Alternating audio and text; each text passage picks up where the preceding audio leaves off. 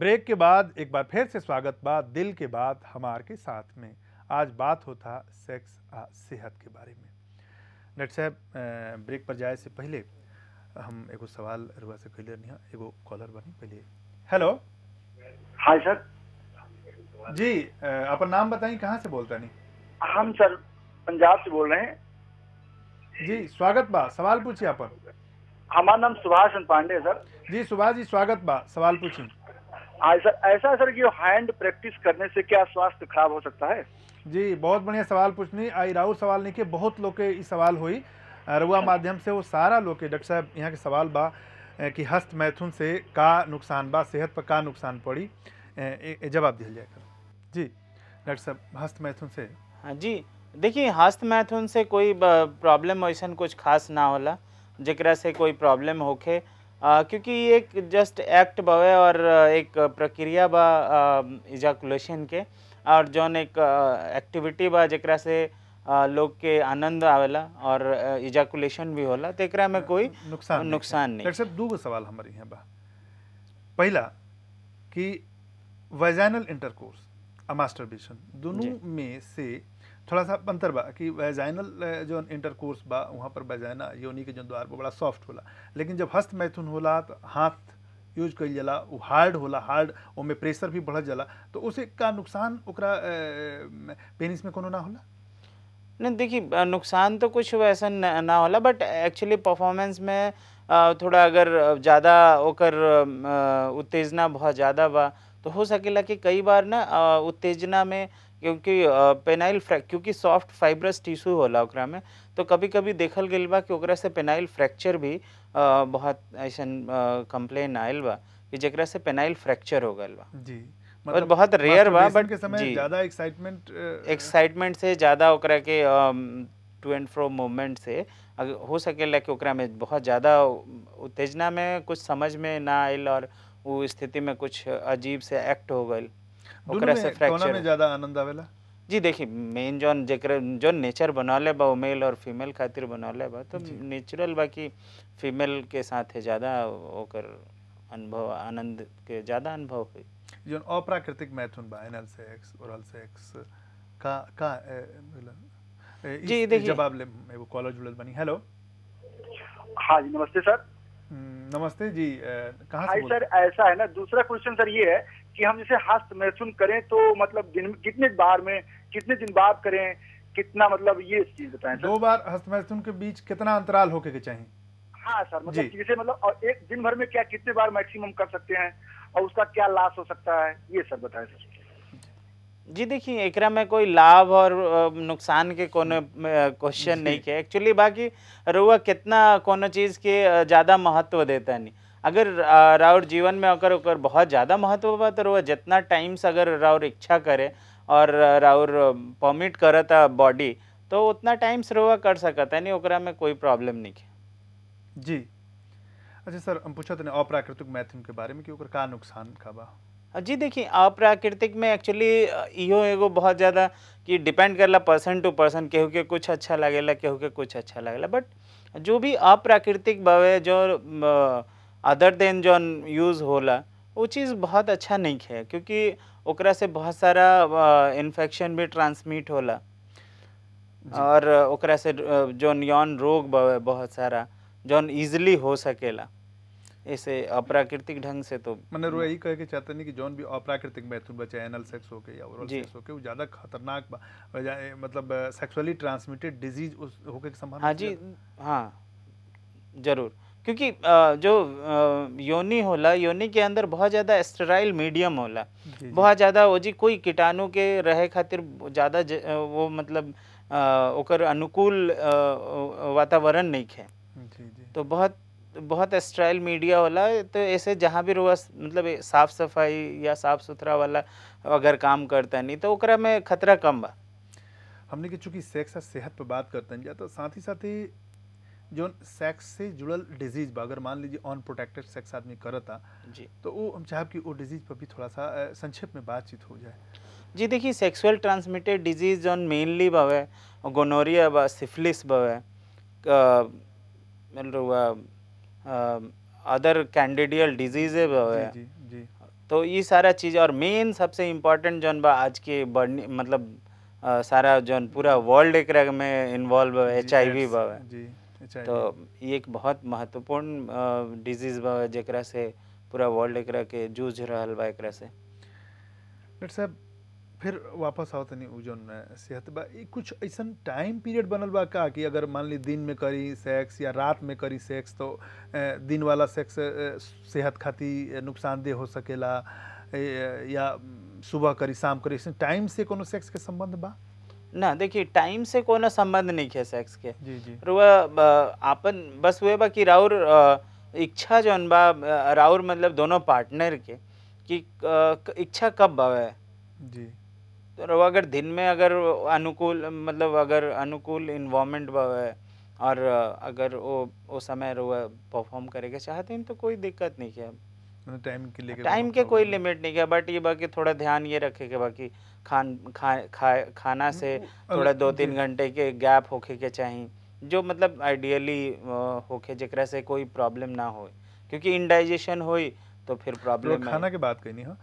ये बताएं कि अच्छा सेक्स परफॉर्म करे खातिर सेक्स से पहले रोबत 2-3 घंटा गैप चाहिए 2-3 घंटा पहले का लेहल का खाइल अच्छा रही? देखिए जो भी एनर्जेटिक फूड जो बैलेंस सबसे पहले कि कोई ऐसा स्पेशल कुछ नहीं है कि हाँ और जैसे कि अब बुखार भइल बा बात करें कॉलेज बनी। हेलो हाँ सर जैसे कि मैं शादी हो चुकी है मेरी जी और मैं थोड़ी सी ये पूछना चाहता हूँ कि जैसे मैं संभोग करते समय मेरे जो वीर्य है वो तुरंत ही गिर जाती है जी। तो इसका क्या सॉल्यूशन होना चाहिए सर कि थोड़ा संतुष्टि भी प्राप्त हो? जी जी जी राउर सवाल डॉक्टर साहब तक पहुंच गई। बीमारी के हमनी के प्री मैच्योर एजैकुलेशन कहन जाए पर बहुत बातचीत भइल बा। डॉक्टर साहब यहाँ के संक्षेप में बताएं कि एकर का ट्रीटमेंट का बा? जी देखिए सबसे पहले कि पूरा टोटली साइकोलॉजिकली इन्वॉल्व है तो यहाँ के सबसे ज़्यादा एक दूसरे से इन्वॉल्व होकी ओकरा में बात मतलब जितना इन्वॉल्व हुई मतलब डायरेक्टली यहाँ के डायरेक्ट अपन थिंकिंग जौन बा डायरेक्ट सेक्स परफॉर्मेंस पे मत जाई। सेक्स के अदर जौन फोर प्ले जकरा के कहल जाला ओकरा पे यहाँ के ध्यान दी ओकरा के टाइम ड्यूरेशन जौन बा ओकर इंक्रीज करी तो ये धीरे धीरे अपने आप ही ठीक हो जाए। अब मान ली कि अगर साइकोलॉजिकली यहाँ के फिट बनी तो का और कारण का हो सकेला? देखिए और कारण की हो सकेला कि इन्फेक्शन हो सकेला यूरिन इन्फेक्शन होके या कोई शुगर के अगर डायबिटिक पेशेंट बावे या फिर अदर कोई हार्मोनल प्रॉब्लम बावे जेकरा चलते प्री मैच्योर इजैकुलेशन होला। ई बीमारी इंडिविजुअल के बा या कपल के? मतलब अगर पत्नी के मान ली कोनो तकलीफ होखे प्रॉब्लम होखे तो उसे भी मेल प्री मैच्योर इजैकुलेशन के उमें प्रॉब्लम हो सकेला? जी देखिए फीमेल में एक्चुअली बहुत ज़्यादा थोड़ा वाइट डिस्चार्ज या इन्फेक्शन बहुत मतलब कॉमन वो कि थोड़ा भी अगर साफ़ सफाई ना रही अगर क्लीनिनेस कम हुई तो फीमेल में बहुत जल्दी इन्फेक्शन के चांसेस रहेला और फीमेल से फिर मेल में ट्रांसमिट होला। मेल में जैसे ही ट्रांसमिट हुई वो मेल में ओकर as a pre mature ejaculation के रूप में या जौन यूरिन के फ्रीक्वेंसी बा बार बार पेशाब आवल ये सब एक लक्षण दिखाई देवे। अच्छा बार बार जो रिप्रोडक्टिव ऑर्गेन बा जी सेक्सुअल ऑर्गेन बा ओकरा सफाई के बात करता नहीं का कोनो वो सब ऑर्गेन के सफाई के खातिर कुछ स्पेशल बा कि बतावल चाहे कि ये ढंग से सफाई करे के चाहिए? जी ना देखिए कोई स्पेशल नहीं है बट एवरी हर यूरिनेशन के बाद और हर जो भी रुआ लाइक टॉयलेट के बाद प्रॉपर सफाई मतलब कि प्रॉपरली वॉश करी प्रॉपरली मतलब डेली बाथ अगर लेता है तो प्रॉपर बहुत आदमी वॉश ना करेला तो दीज आर द सिंपल थिंग क्योंकि ओकरा में नेचर खुद ही बहुत सफाई पर भी वापस कॉलेज जुड़ल बनी। हेलो हाँ नमस्कार जी कहाँ से बोलते हैं क्या नाम पड़ी राउत? हाँ मैं दिल्ली से बोल रहा हूँ मेरा नाम रविंदर है। जी स्वागत बा रविंदर जी सवाल पूछिए। हाँ सर मैं ये जानना चाहता हूँ सर मेरा जो ऑर्गन है वो साइज से बहुत छोटा है जी। और जनरल अवस्था में मुश्किल से 1-1.5 इंच का होता है जी। और इरेक्टेड अवस्था में मतलब मुश्किल से वो 4 इंच का होता है जी। तो इसको कुछ इलाज करने का कुछ उपाय है सर? जी डॉक्टर साहब। जी देखिए एकरा पर हम बहुत बार बोलले बानी। एक्चुअली फीमेल के जो सेंस करे के जो डिस्टेंस बा वो सिर्फ 1.5 सेंटीमीटर टू 2 सेंटीमीटर बा। तो इवन राउर अगर 4 इंच इट मीन की 6-6.5 सेंटीमीटर के करीब, तो एकरा में कुछ भी मतलब सेंसिटिव एरिया तक पहुंचे। जी जी बहुत आसानी से, और एकरा में कोई प्रॉब्लम नहीं है इवन फीमेल के तरफ से। बट हो सकेला यहाँ के थोड़ा सा अगर लागत होके कि लेंथ के, तो लेंथ के वैसा कोई प्रॉब्लम ना होला, ऐसे बहुत ज़्यादा ओकरा खातिर चिंतित ना हो। डॉक्टर साहब एगो और कॉलेज जुड़त बनी। हेलो। हाँ हेलो जी अपन नाम बताइए, कहाँ से बोलते नहीं? हमारा नाम मनोज कुमार हुआ। जी स्वागत बा, सवाल पूछिए अपन। प्रश्न यही है कि सवाल नहीं पूछिए, प्रश्न पूछिए आप। जी समझे ना? प्रश्न हमारा ये है कि जब इंटरकोर्स करते हैं तो उस समय ड्यूरेशन अधिक देर हो, उसके लिए क्या उपाय है?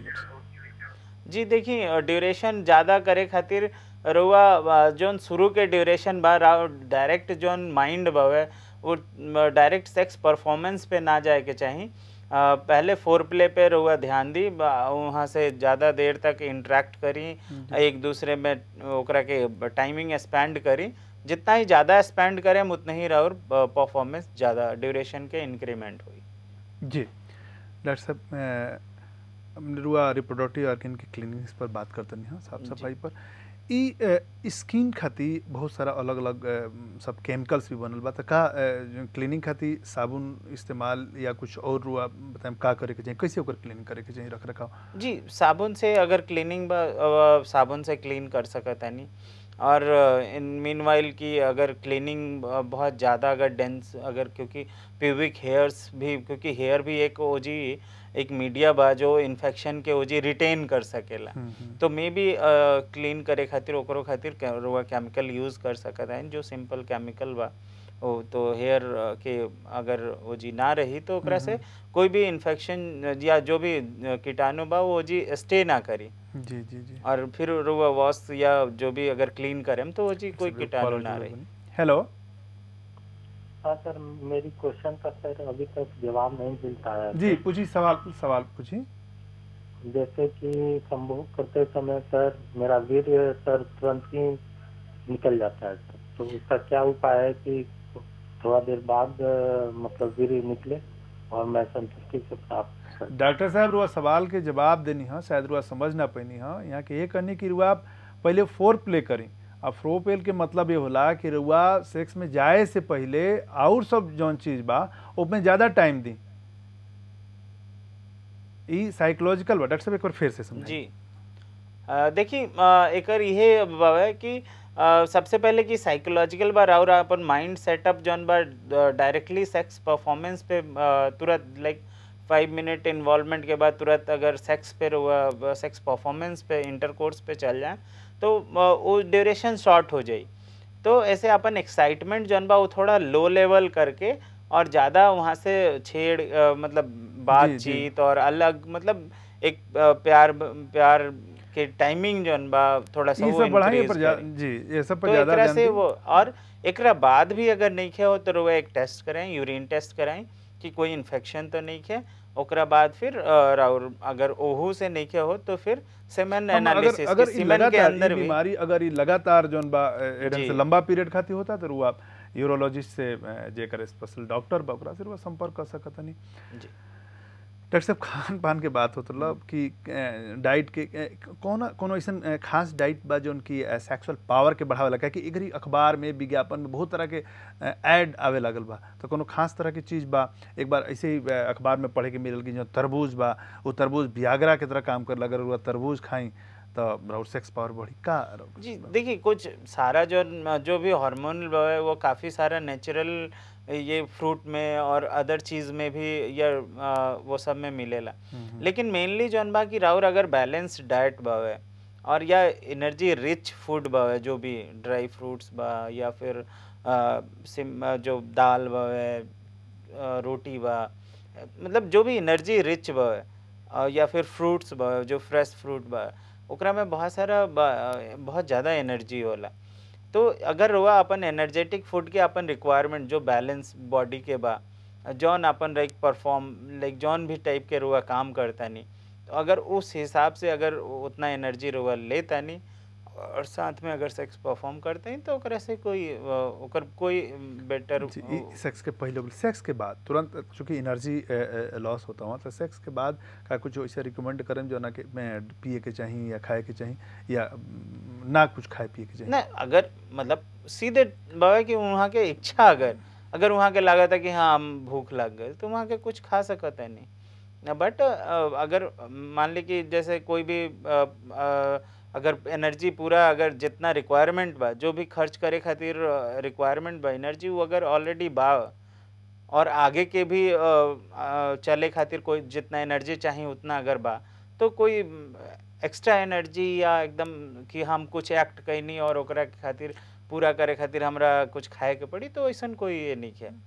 एगो थोड़ा सा मटत नहीं, एगो सवाल ही बा कि कुछ लोग के मन में जिज्ञासा उठत हो कि सेक्स के तुरंत बाद ओकरा अपना रिप्रोडक्टिव ऑर्गन के सेक्सुअल ऑर्गन के सफाई कर लेके चाहिए, ठीक है, का करे के चाहिए ना करे के चाहिए कि दिमाग हो कि ठीक बा अगर तुरंत सफाई नहीं करत तो वहाँ वो डिपॉजिट होता जमा होता उसे कहीं शरीर के कुछ नुकसान ना हो तो क्या करे, सेक्स के तुरंत बाद सफाई करे के चाहिए ना करे के चाहिए? जी देखिए तुरंत बाद जो भी मतलब अगर डिस्चार्ज जौन बा वो अगर फीमेल के अंदर बा और क्योंकि दोनों मीडिया पूरा स्टाइल है। डॉक्टर साहब हम वापस कुछ सवाल ले। हेलो। हाँ हेलो जी, अपन नाम बताएं, कहाँ से बोलता नहीं? मनोज पूछ रहे हैं जी, पूछिए। देयर इज सम इन्फेक्टेड वो क्या कहते हैं मतलब दुर्गंध स्मेल फ्रॉम द वेजाइना जी, so how it will be the clear what I should do use in this regard? बताएं डॉक्टर साहब कैसे? जी देखिए अगर इन्फेक्शन अगर वेजाइना के अंदर बा ओकरा के अगर क्लीन करे के चाहते नहीं तो ओकर मेडिसिन बा सबसे पहले कि वो टेस्ट करा के कि हाँ कौन सा इन्फेक्शन बा ओकर प्रॉपर ट्रीटमेंट बा। बट जो जनरल केयर बा कि प्रॉपर थ्रू आउट वाटर मतलब रनिंग से वाटर से क्लीन करे के क्लीनिंग प्रैक्टिसेस जस्ट कि जो भी बा वो क्लीन प्रैक्टिसेस रहे तो ओकरा से कोई वो मतलब इन्फेक्शन के कोई मतलब इन्फेक्शन पहले ठीक होके कि हाँ क्या इन्फेक्शन कौन बा। और ये मैं ऐड करता नहीं, सवाल से भी जुड़ल सवाल रहा कि सेक्स के तुरंत बाद आदमी बिल्कुल थक जाला तो बहुत लोग के इच्छा ना होला कि वाश करे या ओकरा बाद फिर सुबह वो नेचुरल ओकरा बाद में वाश होला तो का उससे नुकसान बा? अगर 5-6 घंटा तक डिपॉजिट रहता है स्पर्म या सीमेन वहाँ पर चाहे वो पेनिस में होके या वजाइना में होके तो का ओकर कुछ नुकसान? वो कहते नहीं कि देखिए ओकरा से कोई ऐसा कोई नुकसान नहीं है जो रूटीन क्योंकि दोनों चीज़ बहुत स्टाइल बा मतलब ओकरा में इन्फेक्शन जल्दी ना हो सकेला। जी जी, तो ऐसे मतलब तुरंत ऐसे इमीडिएट कुछ एक्शन करे की ज़रूरत नहीं है। बट हाँ आफ्टर 4 to 5 आवर या जब भी मतलब अगर टाइम रहुआ जो भी मिला था ओकरा में जरूर क्लीनिंग करे के चाहिए। जी अच्छा, कोनो सेक्स के लिमिटेशन बनल बा? मान ली कि ठीक बा उम्र के हिसाब से क्योंकि उम्र 20 से 30 के बीच में बाटे या 30 से 40 के बीच में बा तो रात में कितना बार सेक्स कर सकेला या उम्र के हिसाब से कुछ ऐसा बनल बा? देखिए ओकर कोई बाउंडेशन नहीं हो सकेला, कोई 25 ईयर के ही पर्सन होके और ओकर वो ढंग के ओकरा उतना एफिशिएंट नहीं खे कि वो 2 बार या 4 बार कर सकेला। और हो सकेला कि कोई 40 ईयर के पर्सन होके और वो 4 टाइम्स परफॉर्म कर सकेला। तो एकर कोई बाउंडेशन नहीं के, ये डिपेंड्स करेला पर्सन टू पर्सन और पार्टनर टू मतलब कितना ओकर हेल्थ पे ओवरऑल पूरा कि वो कितना इच्छुक बा ओकर पार्टनर कितना इच्छुक बा सारी चीज़ों पे ओकरा पर डिपेंड करता हो। अच्छा, सेक्स आनंद की चीज़ है, एगो तो संतान उत्पत्ति खातिर बनल लेकिन साथ साथ आनंद की चीज़ है। अधिक से अधिक आनंद कैसे मिले एकरा खातिर दोनों पार्टनर के का तैयारी करे के चाहिए अपना में? मान ली कि के बहुत आनंद नहीं खे मिला तो ओकरा मेंटली फिजिकली अपना के कैसे तैयार करे के चाहिए दोनों पार्टनर के? जी देखिए बहुत अच्छा बा क्वेश्चन रहो कि दोनों पार्टनर के इन्वॉल्वमेंट जो बा सबसे पहले कि एक अंदर से इच्छा जौन होला एक दूसरे के प्रति मतलब एक अट्रैक्शन हो भइल और लविंग मतलब एक दूसरे के चाहत जौन बा वो बहुत बहुत बड़ा रोल प्ले करेला। कि जब तक एक दूसरे के बीच में चाहत ना हुई, एक दूसरे के प्रति अट्रैक्शन ना हुई, तब तक कोई भी ये जो परफॉर्मेंस बा वो सही से ना हो पाए। मैकेनिकली मशीनी प्रक्रिया ना हो, पूरा शारीरिक के साथ भावनात्मक लगाव बहुत ज़्यादा। क्योंकि मान ली कोरोवा कोई काम करे तानी वो मैनुअली कर सकता नहीं, कुछ उठा के या काम कर, लेकिन ये जो बा बहुत बड़ा एक साइकोलॉजिकल मतलब पूरा का पूरा इन्वॉल्व ब्रेन से, सिस्टम से पूरा कंट्रोल। तो सबसे पहले रहुआ कि अट्रैक्शन होके के चाहिए अपन दोनों पार्टनर एक दूसरे के प्रति, मेल के फीमेल के प्रति और फीमेल के मेल के प्रति। तो ऐसे कि थोड़ा सा जैसे मतलब सारा काम खत्म हो गया तो एटलीस्ट कि उनका जो लुक होके चाहिए वो अट्रैक्टिव होके चाहिए दोनों खातिर, मेल के भी अट्रैक्टिव होके के चाहिए और फीमेल के भी अट्रैक्टिव होके के चाहिए कि मतलब थोड़ा सा साफ सफाई, थोड़ा सा मतलब लुक वाइज फेस वॉश, मतलब फेस वॉश्ड रहे के चाहिए, क्लीनिंग रहे के चाहिए प्रॉपर, मतलब अट्रैक्टिव होके के चाहिए। ठीक। नेक्स्ट बाकी एक दूसरे के प्रति मतलब इन्वॉल्वमेंट जोन बा अपन फोर प्ले में और एक दूसरे के प्रति जोन शेयर बवे, मैंने ये ना कि जस्ट अट्रैक्शन ही ना, अंदर से भी मतलब एक दूसरे के प्रति कोई गिला शिकवा ना होके, कोई टेंशन, फिजिकल इमोशनल दोनों शेयरिंग जी, फिजिकल इमोशनल और सोशल मतलब इन्वॉल्वमेंट भी होके के चाहिए वो अनुसार की जैसे अगर कोई भी परफॉर्म करता या अभी ओकर इन्वॉल्वमेंट करे जाता और बगल में कोई झगड़ा होता या फिर तो मतलब सोशली भी और इन्वायरमेंट भी सारा ओकरा पे डिपेंड करता। डॉक्टर साहब हम बात करें पेपर, अभी ब्रेक के एगो समय हो गई बा, हम ब्रेक पर जाए से पहले रुआ के एगो और जरूरी चीज़ बता दी कि न्यूयॉर्क में एगो शोधकर्ता ये खुलासा कैले बाड़न कि हफ्ता में 3 बार सेक्स करी सेहत टनाटन रही। वो बतौले बाड़न कि सप्ताह में कम से कम 3 बार शारीरिक संबंध बनावे वाला पुरुष के अधिक उम्र में भी इरेक्टाइल डिस्फंक्शन के सामना ना करे के पड़ेला। इरेक्टाइल डिस्फंक्शन के मतलब होला कि सेक्स खातिर जितना उत्तेजना चाही उतना उत्तेजना ना भई। तब फिनलैंड में अध्ययन कैला के बाद शोधकर्ता इस नतीजा पर पहुंचल बाड़न कि नियमित शारीरिक संबंध बनौला से पुरुष के आम स्वास्थ्य पर और जीवन के गुणवत्ता पर उम्र के बढ़ला के कोनो प्रभाव ना पड़ेला।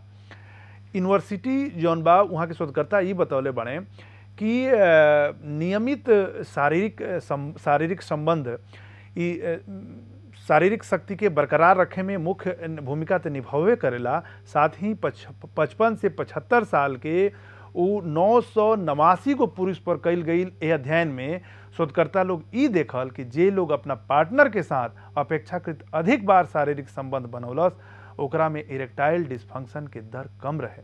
अध्ययन में इहो पता चलल कि एक हफ्ता में 1 बार से भी कम शारीरिक संबंध बनावे वाला लोग में इरेक्टाइल डिस्फंक्शन के संभावना ओह लोग से दोगुना रहे जे हफ्ता में 1 बार शारीरिक संबंध बनौले रहे। अभी बहुत कुछ बात दिल के बात हमार के साथ में देखत रही ब्रेक के बाद।